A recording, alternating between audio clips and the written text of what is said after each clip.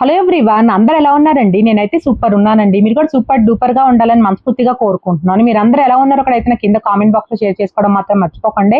ఇవాళ అయితే మీకు అచ్చం హోటల్ తింటే గోంగూర చికెన్ అనేది ఎంత టేస్టీగా ఉంటుందో సేమ్ అలానే చేసి చూపించానండి. ఒక్కసారి కనుక నా స్టైల్లో గోంగూర చికెన్ రుచి చూస్తే మాత్రం మళ్ళీ మళ్ళీ ఇలానే చేసుకుంటారండి. అంత పర్ఫెక్ట్ గా వస్తుంది. ముక్క అనేది ఎక్కువ పులుపు లేకుండా పర్ఫెక్ట్ గా ఎలా చేసుకోవాలో అయితే లాస్ట్ వరకు వీడియో చూడండి. టిప్స్ తో పాటు చెప్తానండి. ఎగ్జాక్ట్ గా మెజర్మెంట్స్ అనేవి నేను తీసుకున్నట్టు తీసుకోండి. మీకు అయితే ప్లేట్లన్నీ ఖాళీ అయిపోతాయండి. ఇంట్లో అంత టేస్టీగా వచ్చింది. నేనైతే ఫస్ట్ హాఫ్ కిలో కన్నా కొంచెం ఎక్కువ అయితే చికెన్ తీసుకున్నానండి. ఒక 700 గ్రామ్స్ అనుకోండి. చికెన్ అనేది ఒక హాఫ్ అన్ అవర్ అన్నా లేకపోతే 1 అవర్ అన్న ఉప్పు నీళ్ళలో నానబెట్టుకోండి. అప్పుడు ఏంటంటే చికెన్ అనేది ఈజీగా కుక్ అయిపోయి టెండర్ గా ఉంటుందండి తినేటప్పుడు జ్యూసీగా. సో ఇప్పుడు చికెన్ అనేది వాష్ చేసుకున్న తర్వాత స్టెయిన్ చేసేసుకున్నాను. అప్పుడు ఏంటంటే వాటర్ అంతా ఈజీగా బయటకు బాండి పెట్టుకున్నానండి. బాండి హీట్ అయిన తర్వాత 4 స్పూన్స్ ఆయిల్ వేసుకున్నాను. గోంగూర చికెన్ కి కొంచెం ఆయిల్ ఎక్కువ వేసుకొని చేసుకుంటేనే టేస్ట్ బాగుంటుంది. 1 స్పూన్ గీ వేసుకున్నాను. ఆయిల్ అండ్ గీ హీట్ అయిన తర్వాత దాంట్లో ఒక హాఫ్ స్పూన్ అన్న షాజీరా వేసుకోండి. ఒక ఇంచేమో దాల్చిన చెక్క వేసుకున్నానండి. ఒక 4-5 లవంగాలు వేసుకోండి. ఒక 2 ఇలాచి వేసుకున్నానండి. సిమ్ ఫ్లేమ్ లో పెట్టుకొని లైట్ గా కొంచెం అయితే ఇలా ఫ్రై చేసుకున్నాను. జస్ట్ ఇలా వేగినట్టు రావాలి దినుసులు అనేవి. దీన్ని గరం మసాలా దినుసులు అంటారండి. వేసుకోవడం వల్ల కర్రీకి మంచి ఫ్లేవర్ వస్తుంది. ఇప్పుడు దీంట్లో ఒక 4-5 పచ్చిమిర్చి చిలుకలు వేసుకున్నానండి. దాని తర్వాత ఒక 2 ఉల్లిపాయలు అనేది పైన పొట్టు తీసేసి వాష్ చేసుకొని సన్నగా అయితే ఇలా కట్ చేసుకొని వేసుకున్నాను. ఇలా సన్నగా కట్ చేసుకోవడం వల్ల కర్రీకి మంచి గ్రేవీ వస్తుంది.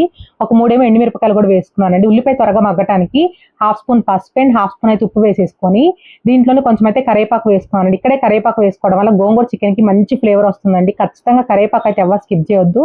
మాక్సిమం చాలా మంది చికెన్స్ లో కరేపాకు వేయరు కదండి, బట్ వేసుకుంటే చాలా మంచి ఫ్లేవర్ వస్తుంది. ఒక్కసారి అయితే ట్రై చేసి చూడండి. ఒక్కసారి అయితే మిక్స్ చేసేసి మూత పెట్టేసుకొని మగ్గించుకున్నాను. ఉల్లిపాయ అనేది లైట్ గా కొంచెం మగ్గింది చూసారా. ఇలా మగ్గిన తర్వాత దాంట్లో ఒక 2 స్పూన్స్ అన్న లేకపోతే 2.5 స్పూన్స్ అన్న అల్లం వెల్లుల్లి పేస్ట్ కావాలి. గోంగూర చికెన్ అనుకున్నట్టయితే ఇంకొక 1 స్పూన్ అల్లం వెల్లుల్లి పేస్ట్ అనేది ఎక్స్ట్రా కూడా వేసుకోవచ్చు అండి. బట్ నేను వేసింది ఏంటంటే అందరూ తినగలుగుతారండి ఇలా వేసుకుంటే. ఘాట్ అనేది ఎక్కువ ఉండదు, తక్కువ ఉండదు. సో ఈ అల్లం వెల్లుల్లి పేస్ట్ కూడా ఒకసారి మిక్స్ చేసేసి ఈ అల్లం వెల్లుల్లి పేస్ట్ అనేది కలర్ చేంజ్ అవ్వాలండి. ఉల్లిపాయలు అనేవి ఇలా బంగారు రంగు రావాలండి. అప్పటి వరకు అయితే మధ్య మధ్యలో మూత తీసుకుంటూ మిక్స్ చేసుకుంటూ ఉండండి. చూసారు కదా, ఈ కన్సిస్టెన్సీ ఉండాలి. ఇప్పుడు దీంట్లో బాగా పండిన ఒక 2 టమాటాలు అనేది వాష్ చేసుకొని మిక్సీ జార్లో ఇలా ఫైన్ పేస్ట్ చేసుకొని వేసుకున్నానండి. ఎప్పుడైనా టమాటాలు అనేది ఇలా వేసుకోవడం వల్ల మనకి ఏంటంటే తొలకలుగా ఉండదు. చికెన్ అనేది మంచి కన్సిస్టెన్సీ వస్తుంది గ్రేవీ లాగా. మూత పెట్టేసుకొని ఇప్పుడు ఈ టమాటా కూడా పచ్చి స్మెల్ పోయే వరకు అయితే ఇలా మగ్గించుకోవాలండి, పైకి ఆయిల్ తేలే వరకు. చూసారా, ఖచ్చితంగా టమాటా వేసిన తర్వాత ఇలా పైకి ఆయిల్ తేలాలండి. అప్పుడే మనకి కర్రీకి మంచి రుచి వస్తుంది. చూసారు కదా, ఇలా రావాలి గ్రేవీ లాగా మనకి. ఇక్కడ చూపిస్తున్నాను చూడండి. ఇప్పుడు దీంట్లో మనకు కావాల్సిన స్పైసెస్ అంతా వేసుకోవాలండి. నేనైతే ఫస్ట్ 1 స్పూన్ ఏమో ధనియా పౌడర్ వేసుకున్నానండి.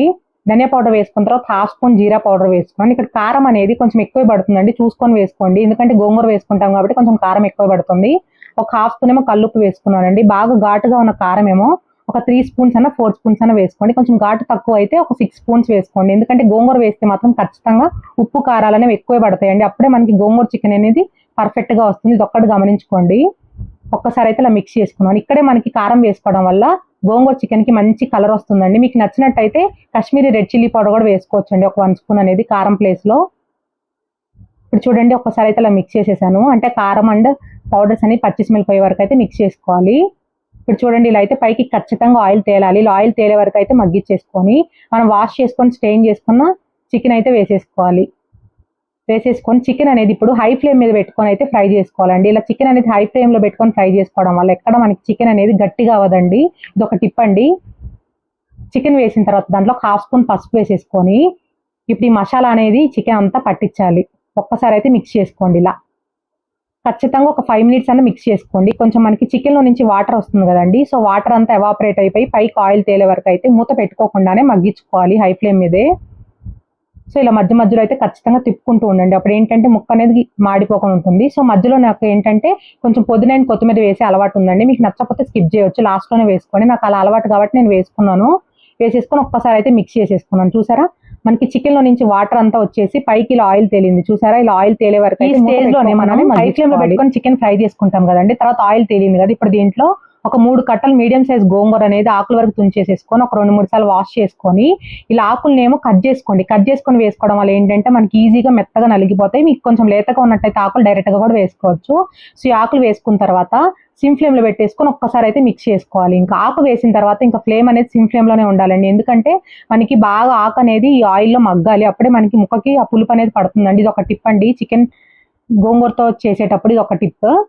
ఒక్కసారి అయితే అలా మిక్స్ చేయండి మధ్య మధ్యలో మూత తీసుకుంటూ. గోంగూర అనేది వేసిన తర్వాత మీకు గ్రీన్ కలర్‌లోనే ఉండాలి చికెన్ అనుకున్నట్టయితే మూత పెట్టుకోకుండా మగ్గించుకోండి. అప్పుడు ఏంటంటే గోంగూర అనేది కలర్ చేంజ్ అవ్వకుండా ఉంటుంది. నేనైతే మూత పెట్టుకున్నాను. సో చూసారా అండి ఆయిల్‌లో అయితే బాగా మగ్గిపోయింది గోంగూర అనేది. ఎప్పుడైనా వాటర్ వేసిన తర్వాత మనం లాస్ట్‌లో పేస్ట్ వేస్తారు కదా! చాలా మంది అలా వేయకూడదండి. ఇలా వేసుకుంటే ఒక టేస్ట్ వస్తుంది. అలా వేసుకుంటే ఒక టేస్ట్ వస్తుందండి. ఈ టేస్ట్‌లో ఒక్కసారి అయితే ట్రై చేసి చూడండి. ఇప్పుడు చూడండి మనకి గోంగూర అనేది మగ్గిపోయి పైకి బాగా ఆయిల్ తేలింది చూసారా? ఆ గోంగూర అనేది ఇలా ఆయిల్‌లో మగ్గించుకోవడం వల్ల ఫ్లేవర్ ఇంకా డబుల్ వచ్చి టేస్ట్ అయితే చాలా చాలా బాగుంటుందండి. 2 సార్లు అయితే నేను ఈ రకంగా ట్రై చేశాను. భలే టేస్టీగా వస్తుంది.